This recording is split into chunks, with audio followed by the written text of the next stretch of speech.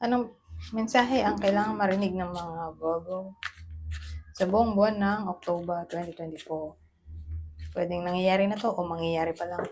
Kung hindi man para sa inyo itong magiging reading, baka para sa someone na malapit sa inyo o sa someone na kakilala nyo mismo. Baka may lumabas na gender mamaya, gawin nyo na lang energy, masculine at feminine energy. Pwede rin naman na wag nyo nang pansinin ang gender. Hindi ko alam kung anong lalabas, kung positive ba o negative yung magiging reading. So, depende sa kung anong energy ang mag-pick up ko mamaya. Kung hindi man mag-resonate sa inyo to, edi i-adjust nyo na lang ang video, hanapin nyo to. Kung hindi pa rin, edi dito na. Ito ang last deck natin. Virgo reading para sa buong buwan ng October. Ito.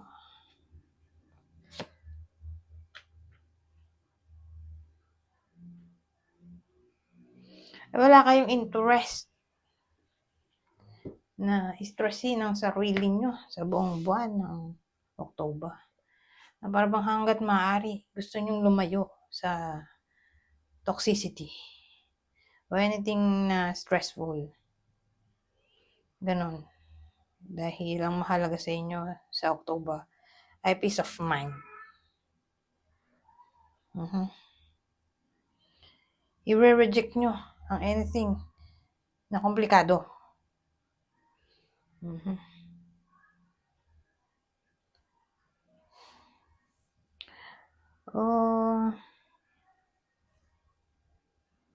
Ayaw nyo ma-pressure dito.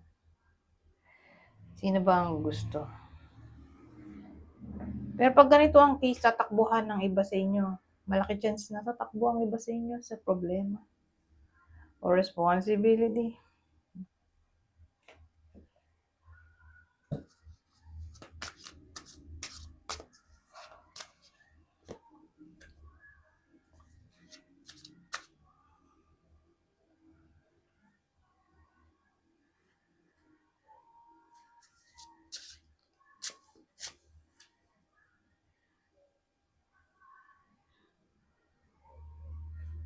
So, Queen of Swords.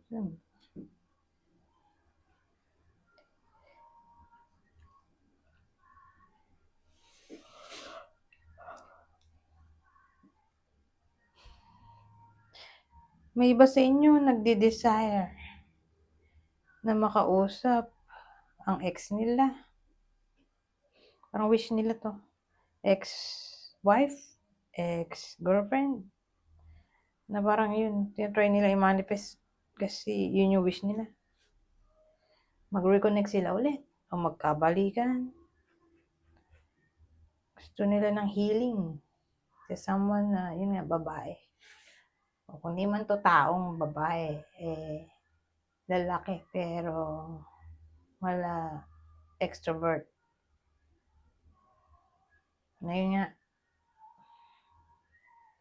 dinidream niya siguro ng iba sa inyo na mag-reconnect sila ulit. Kasi probably hindi na sila nag-uusap nowadays.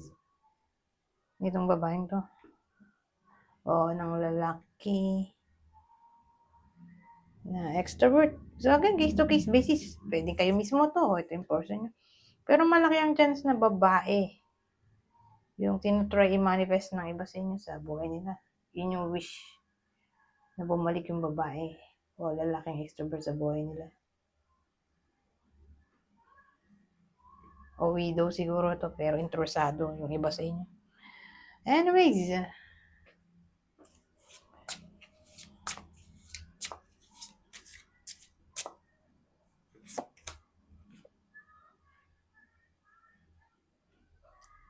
ano to? Scorpio. Ano tayo? Virgo. Energy tayo ng Scorpio. Oh, ito ng zodiac sa inyo. Virgo. Ito. Yung zodiac sa inyo na Virgo.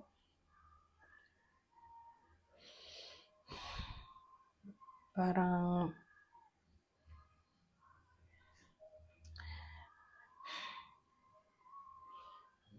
mas ma-highlight yung characteristics nyo sa buwan na to. So, methodical, critical, analytical, logical, ganyan. At gusto nyo makatulong. Gusto nyo laging magbigay ng service sa nangangailangan, whether bayad o free. Gusto nyo makatulong sa nangangailangan. Pero may Scorpio, kasi yung Scorpio ay intense energy. So, intense yung desire ba na maging ganon, makatulong sa iba, o yung quality nyo magiging OA ba?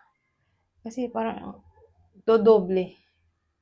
So, sabihin natin meticulous kayo. Nasamaan nga ng Scorpio. Di yung level 50% ng yung pagiging meticulous. Naging 100%. Para na siyang nagmukhang mental illness kasi nasobrahan eh. Nagmukha na siyang obsessive compulsive disorder.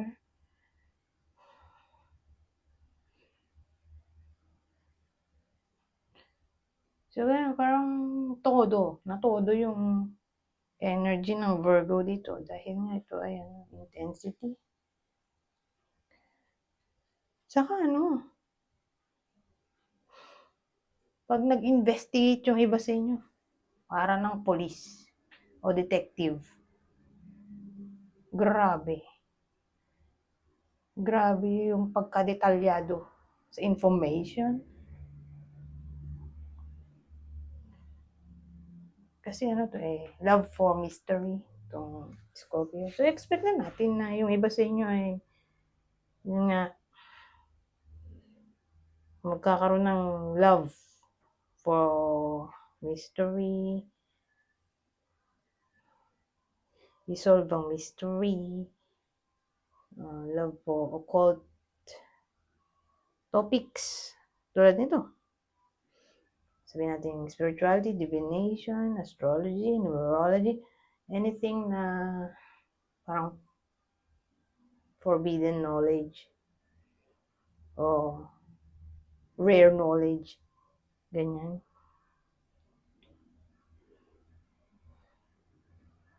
Saka desire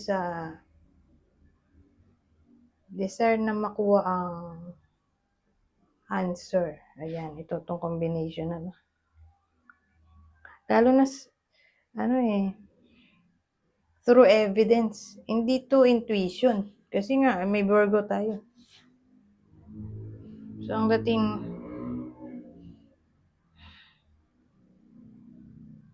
expect na natin na yung iba sa inyo ay balance siguro sa pagitan ng Scorpio, Virgo. Sabi nila yung Libra doon nakuha. Saan ko ba narinig yun? Narinig ko lang sa astrologer. Vedic astrologer. Na yun nga, pag pinagsama mo yung Virgo at Scorpio, Libra ang lalabas. Wala naman daw talagang Libra eh. Pero dun siya nagmula sa combination ng Scorpio, Virgo. So, ganun yung energy, balance sa pagitan ng intuition at logic. Lalabas ang Libra. Justice. Love for justice. Saka dito, mahalaga ang information, evidence.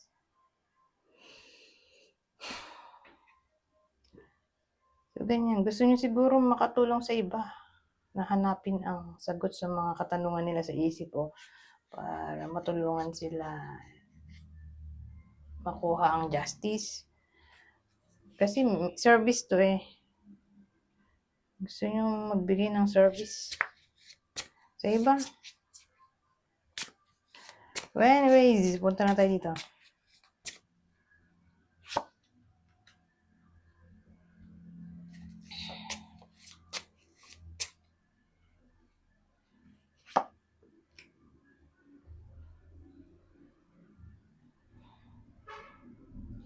Ano to? Ba't may discernment? Hindi lang kita kasi. Didilim naman kung aayusin tong ilaw. So, game. May discernment tayo. So, siguro yung iba sa inyo, nasobrahan naman sa freedom. Na para bang pinagpipay attention yung iba sa inyo sa October. Na-evaluate ang topic ng freedom. Huwag masyadong carefree. Kasi baka matake advantage. Ganun.